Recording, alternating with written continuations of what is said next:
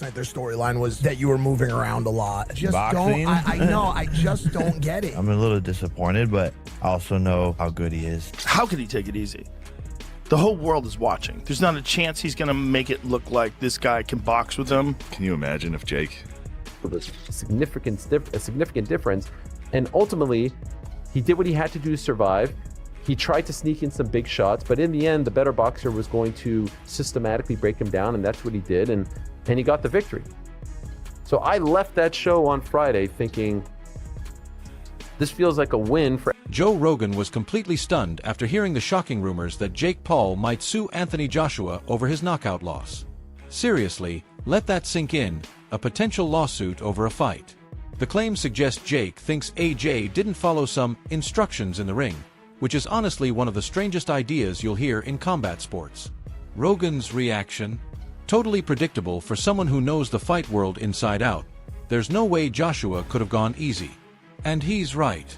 Anthony Joshua is a world champion, a legitimate heavyweight, whose career revolves around competing at the highest level. The notion that he could just hold back against Jake Paul was never realistic, not for a second. Add to that, AJ is a genuine, world-class boxer with years of elite-level experience, making this whole lawsuit chatter feel completely absurd. Very underrated. But he's a two-time heavyweight world champion. He's like one of the fucking scariest guys in the division. Lightning fast punches. 245 fucking pounds. He's huge. He's way bigger. Way more skilled. He's like a foot tall. Imagine this. Someone actually spotted Jake at the weigh-in, and that's where things start getting really interesting. Rumors are circulating that Jake Paul is seriously thinking about taking legal action against Anthony Joshua following his knockout loss. The reasoning? Allegedly, the fight didn't go according to some plan that was supposedly set in place. Speculation suggests this frustration stems from what was obvious to everyone: a clear size and strength advantage for Joshua. The gap was significant, and many feel it made the fight one-sided from the start. Sources close to the situation hint that Paul may have expected a different dynamic in the ring, perhaps thinking he could navigate around Joshua's power. In reality, Joshua's natural skill and strength proved overwhelming at every turn. The boxing world is buzzing about this, with fans, analysts, and fighters questioning whether such a lawsuit could even have merit given the clear mismatch everyone witnessed. Paul's filing a lawsuit and will be taking legal actions days after getting knocked out by Anthony Joshua. So Jake Paul, who suffered a broken jaw after fighting AJ, has had enough of people questioning his legitimacy. JP's manager, Nakisa Bidarian, who's also the MVP co-founder, revealed that they're cracking down and will be suing a number of people for false claims, aka defamation. Folks, claims of Paul and Joshua having an agreement that Anthony Joshua disregarded that eventually led to Jake Paul getting knocked out have been circulating online, henceforth the reason for suing these people who keep on saying that JP's fights are rigged, scripted, or fake. As for Jake Paul himself, well, he recently spoke to his brother Logan and confirmed that 4 titanium plates are in place due to his injuries, with their mother also confirming that Ariel Helwani, known for his measured and balanced takes, provides a calm and insightful perspective on the fight, emphasizing that there's little real cause for concern or disappointment. Despite the intense media hype and social media speculation, the bout itself unfolded smoothly and professionally, with no major issues arising. Helwani points out that safety was maintained above all else, with neither fighter sustaining serious injuries, a key measure of success in high-stakes boxing. He notes that the match largely played out as experts anticipated, with both athletes demonstrating careful risk management and professionalism. Their preparation and focus were evident, allowing them to perform at a high level while keeping safety the top priority. Helwani's analysis reinforces that, beyond the drama and excitement, the event was executed responsibly from start to finish, highlighting the importance of discipline and planning in championship-level boxing. The biggest platform in the world, Netflix, ignoring the fact that Jake took on the biggest challenge he could possibly take on short notice. After Tank falls through, he goes and he's like, "Where's Francis?" "Okay, I'll go for the guy who beat Francis. I'll go for AJ." Ignoring the fact that, you know, I think some people's stock were elevated on the undercard. Some of the fights on the undercard were really, really great. And ultimately, like, there isn't that much to be upset about. There isn't that much to be mad about. Netflix being involved in boxing is great. Jake stepping up and taking Anthony's best shots were great. I don't think Anthony looked bad at all. There were times where I felt like he was headhunting. There were times where I felt like he was like trying to knock him out because I think he wanted to get rid of him. But you have to understand, when you have a guy who's running as much as he did and take shots at him or not for the game plan, that was his best way of surviving. It's like trying to chase a wet duck. You have to get him. And I think Anthony did actually a good job of pinning him into the corner sometimes, cutting off the ring, but it's hard to get a guy who's moving so much, who's clinching you, who's trying to do the antics that he was doing. That was the best chance for Jake to survive and then hope that he could crack him. He got tired, the ring was big. It was 22 by 22 as opposed to 20 by 20. There was a significant difference. And ultimately, he did what he had to do to survive. He tried to sneak in some big shots, but in the end, the better boxer was going to systematically break him down, and that's what he did, and he got the victory. So I left that show on Friday thinking, this feels like a win for everyone involved. This feels like a win for Netflix, a win for MVP, a win for Eddie and AJ and Matchroom. That's their guy. A win for Jake, and then a win for all the other fighters. I actually thought, in a way, it was the best of all the Netflix cards so far as the 3 MVP cards. People were a little disappointed with Taylor Serrano in the main event and the lack of action. People had their say about, Jake and Tyson and the streaming issues and whatnot. This was one that I felt like it was like, if you are looking at it, with a clear mind, clear conscience, no bias, check. That was my view. Now let me ask the team, what did you guys think? Rick, I'll start with you. I've not asked a single one of you what you thought. Rick and GC were in attendance. You guys were watching it. Didn't see you guys, by the way. I saw my mom and sister. I was looking for you guys. Couldn't see you. Was hoping for a wave. Was hoping for a little, how are you? Didn't see you guys. What did you think? I think everybody did their part. I think you kind of touched on the fact that it seemed like everybody involved won. I don't know if I say that. I think you could kind of debate individuals, but I think everybody did their part. And for that, I mean, for the longest time we've been hearing, and the outcry has been, Jake Paul doesn't take real fights. We have to see Jake Paul in a real fight. That's the only thing that I care about. He doesn't take real fights. He only fights old people. He only fights this. He only fights that. He delivered. He put his nuts on the table and he said, I'm going to take a real fight. Not only am I going to take a real fight, I'm going to fight a former heavyweight champion with knockout power who just dispatched of Francis Ngannou 2 fights ago in a way that was quite devastating. I'm going to go in against that guy. So to me, Jake Paul held up his side of the equation. I kind of view these I didn't have high expectations in terms of the boxing product. I think of this like the way that some people used to say, like, I read Playboy for the articles. I don't watch Jake Paul fights for boxing. I watch Jake Paul fights for spectacle. Like, if you came in thinking that this was going to be a display of the greatest boxing you've ever seen, you're just misinformed. Like, I don't know what you could Beyond the fight and all the action in the ring, the financial side also demands attention, and it's eye-opening. Reports show that Anthony Joshua ended up with roughly $43 million for himself and his team after taxes and deductions, a significant drop from the $93 million he was originally set to earn. About 37% went to U.S. taxes, nearly $35 million, and another $15 million was owed to the UK because the fight took place outside his home country. This underscores how high the stakes are in elite boxing and how complex the financial realities can be, with taxes, team cuts, promotional fees, and other deductions drastically reducing actual take-home pay. Had the fight been in Dubai, Joshua would have kept the full $93 million, showing just how much location matters. From a strategic perspective, Joshua lost half of his earnings for the fight with Jake Paul because he's a UK resident and the fight was in USA. He won the fight with Jake Paul, but USA and UK won him. For that fight, he's supposed to get $93 million. 37% of it went to taxes in USA, almost $35 million. Also around $15 million a tax to UK because the fight was not in the country. And if the fight was in UK, he would pay 3 times more tax. So from $93 million, he end up earning only $43 million.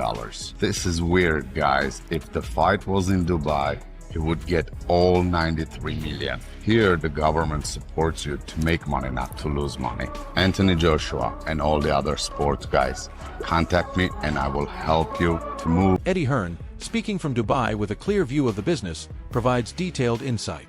He explains that Jake Paul fully understood his limitations going into the fight and recognized that a traditional win against a world-class fighter like Joshua was unrealistic.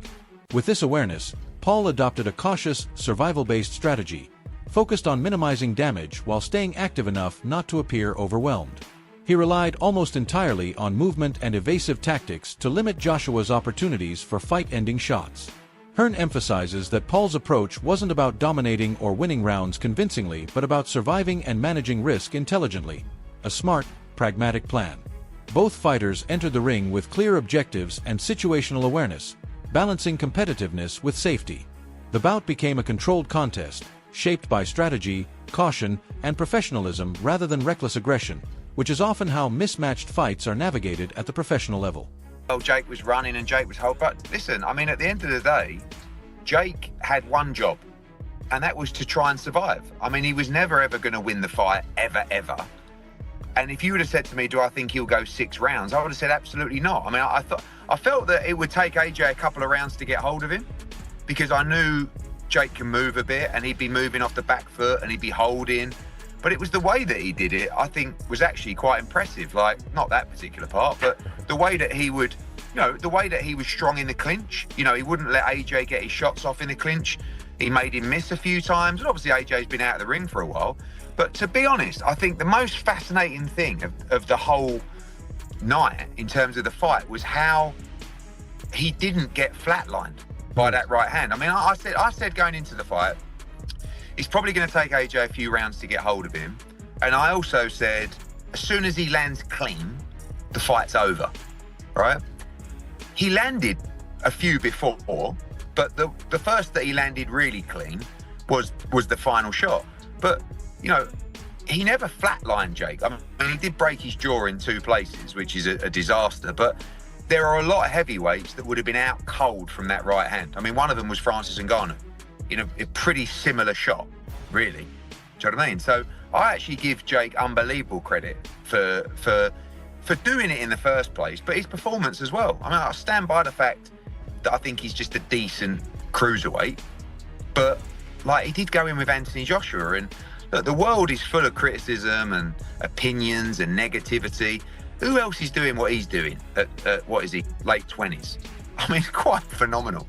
I mean, the guy's a complete madman. I'm watching him come out to that ring walk, and he's just a... Simon Jordan, never one to hold back, delivers a sharp and detailed critique of Anthony Joshua's performance, highlighting the sky-high expectations placed on a world champion of his caliber. He points out that Joshua entered the fight with the skill, power, and extensive experience to control the bout from the opening bell and, ideally, secure an early knockout that would make a definitive statement. However, Jordan notes with some disappointment that Joshua failed to capitalize on these opportunities, missing the chance to finish the fight in the early rounds when Jake Paul was most vulnerable and still finding his footing. This, he argues, is a notable shortcoming, as early knockouts are often viewed by fans, media, and fellow fighters as a key measure of a champion's dominance, precision, and ability to seize the moment. While Joshua's talent and career accomplishments are unquestionable, his inability to deliver a conclusive, emphatic result when the opportunity presented itself raises legitimate questions about timing, decision-making under pressure, and execution against unconventional opponents. Jordan emphasizes that even the most accomplished fighters face intense scrutiny, with fans, commentators, and analysts dissecting every detail. At the highest level, missed opportunities, especially by elite fighters expected to dominate, can significantly shape public perception and spark ongoing discussion about performance standards and reasonable expectations for a world-class champion. And clinging to AJ's legs. At one point, the referee had warned the pair of them. The fans didn't pay to watch this crap. Joshua finally imposed himself by knocking down Paul twice in the 5th round, delivered the knockout blow, boom, in the 6th, and broke his jaw reportedly in 2 places. After the fight, Gareth A. Davis caught up with Joshua. People will criticise you for going 6 rounds with Jake Paul. How do you feel about that? I deserve it. Why? Come on. Because, like, we're elite fighters. Like, so I put myself in the shoes of a coach. If I was coaching Anthony Joshua and he went 6 rounds with Jake Paul, I would get him back in the gym tomorrow, give him a bit of a beating, and we're getting straight back to work, because I'll be like, how are you letting this kid take you 6 rounds? Are you crazy? But I can't go back in time. Well, they've come out of it a whole lot richer. Reportedly £165 million richer between the two of them, with Jake Paul earning more than Joshua. That apart, Spencer, 6 rounds to get Paul out of there reputationally, how does it leave AJ? Well, thankfully, it didn't go to points because I think that would have been a disaster for Anthony Joshua. I think that he needed to get the job done inside the distance, you know, and he done it. Look, he could have done it at any given point. I think that he could have cut the ring off whenever he wanted to and got Jake Paul out of there. He took his time on that. He allowed Jake Paul to run around like a rabbit and throw the occasional shot from time to time. And I think he only landed one clean punch, didn't he, Anthony Joshua? And that was the one that broke his jaw in 2 places. But I mean, you said, did you not, to us in this very studio the other day, he's got to get him out of there in round 1. I did. Otherwise, what are we seeing? Exactly that, you know, and I think what we saw there was a little bit of entertainment, and that was pretty much it. But not entertainment that many people enjoyed, if I'm honest. I think that people wanted to see a demolition job. Multiple boxing analysts have weighed in on the controversy surrounding the fight, directly addressing rumors that it might have been rigged or scripted in Jake Paul's favor to protect his image and career. While some of Jake's previous bouts have sparked speculation about favorable matchmaking, experts stress that this fight was fundamentally different. Anthony Joshua, a seasoned world champion with a legacy to protect, entered the ring under enormous pressure from both external expectations and his own professional standards. The intensity and seriousness with which he approached the match made it highly unlikely that the outcome could be manipulated in any meaningful way. Analysts argue convincingly that the idea of a scripted fight collapses when considering Joshua's professionalism, focus, and commitment to performing at his best. What unfolded was a genuine contest of skill and power, highlighting the clear gap between the fighters and the real limits of Jake's abilities against elite, world-class competition. I do not think that this fight was rigged. I think what happened was that, number one, Anthony Joshua had a lot to lose. If he got reckless and he got caught and KO'd in the early rounds, that would have been the most embarrassing upset in all of boxing history. Now, it's easy to sit on a couch and watch him and say, well, he still should have done it. But no, you're going to be more defensive, you're going to get a read, and you're going to try and understand how the guy's moving. Now, this is where I could see why it was difficult in the early rounds for Anthony Joshua. Jake Paul did not fight like a boxer. Jake Paul did stuff that, in my opinion, should have gotten him to lose a point or some kind of warning. He was doing double leg takedowns the entire fight. He wasn't throwing punches, he was running and circling, and then the second Anthony Joshua got close to him, he would shoot in on him with a double leg. Okay, now, sure, that works for an MMA fight. It was a nice example of how you can get by a boxer's punches numerous times. It also exhausted him. He must have shot in at least, no joke, 30 or 35 times in that fight, which is just absurd. And again, I think that's what threw off the pacing of the fight and made Anthony Joshua look a little bit awkward in the early rounds because he was keeping distance. He didn't want to get caught with that overhand right. And then as he stepped in, every time he closed the gap, Jake Paul would just shoot in and get into tight range, like clinch range. And very good strategy for self-defense, by the way. From a self-defense perspective, what we can learn from Jake Paul is even if you're fighting a guy who's massive compared to you, who is a world-class boxer and mega athlete, that it's very hard to KO you if you just keep shooting in on them when you're getting into range. If you just, the second you're in punching range, you shoot in. It's a strategy that's worked in MMA. Now we see it worked against a great... Chris Algieri and Paulie Malignaggi, both former world champions with decades of experience, provide a detailed, technical breakdown of Jake Paul's performance, offering insights that cut through the hype. They systematically point out that while Jake shows athleticism and some mobility in the ring, his fundamental boxing skills are lacking in multiple areas, making it difficult to control the pace or navigate the ring at a high level of competition. His footwork and defensive instincts are not yet refined enough to compete consistently against skilled, experienced opponents. The analysts emphasize that relying solely on speed and evasion cannot compensate for a lack of technical knowledge, proper timing, and strategic understanding, skills that take years to develop. Although Jake has shown flashes of potential and incremental improvement, he still has glaring gaps in his boxing education. Malignaggi stresses that without substantial additional training, experience against quality opponents, and dedicated work on fundamentals, Jake's ability to face truly skilled fighters will remain severely limited, leaving him vulnerable to predictable challenges inside the ring. I don't even insult to him, it's just lack of experience, but when you're that much of a novice, you either know how to run for your life or fight all out. You don't have that in between yet. You haven't developed enough of that in between boxing acumen to really pull that off. And so what ends up happening? You're either gonna fight your ass off and you'll last a minute. I hear what you, Chris, you're being generous. Round 2, he would have got knocked out in round 1 if he would have fought. But at least he would have fought. He would have got the respect of the people and more importantly, the boxing community instead of these clowns that follow him and are still defending him. You know, now what happens is you didn't get any respect as a fighter. You didn't get any respect as a fighter because you didn't try to fight at all. If he would have, I was watching that through 2-3 rounds. I'm thinking to myself, this guy would do this for 8 rounds if he can. If he can do this for 8 rounds, absolutely not fight at all, absolutely not engage a single time in 8 rounds, he will actually do this. And he'll do it shamelessly. And that's the problem. That's the problem. The shameless. True Geordie provides a detailed and thoughtful breakdown of the fight, explaining why he remained composed and unsurprised from the very start. He says he had a clear sense of how the bout would unfold, which allowed him to stay calm, analytical, and observant rather than getting swept up in the hype. In the opening round, Jake Paul was constantly on the move, relying on agility and footwork to avoid Joshua's devastating power, which could end the fight instantly. While some, including Jake's promoter and media members, suggested that the size difference played a major role, the fight quickly revealed a deeper reality. The technical and experience gap between the fighters was too significant to ignore or explain away with physical attributes alone. True Geordie emphasizes that while movement and agility can help a smaller fighter survive longer, they cannot replace boxing fundamentals or close the distance against a world-class opponent with high ring IQ. The match highlighted not just physical differences, but also the stark contrast in boxing knowledge, strategy, and execution under pressure, making the outcome almost inevitable from a technical standpoint for anyone who understands the sport deeply.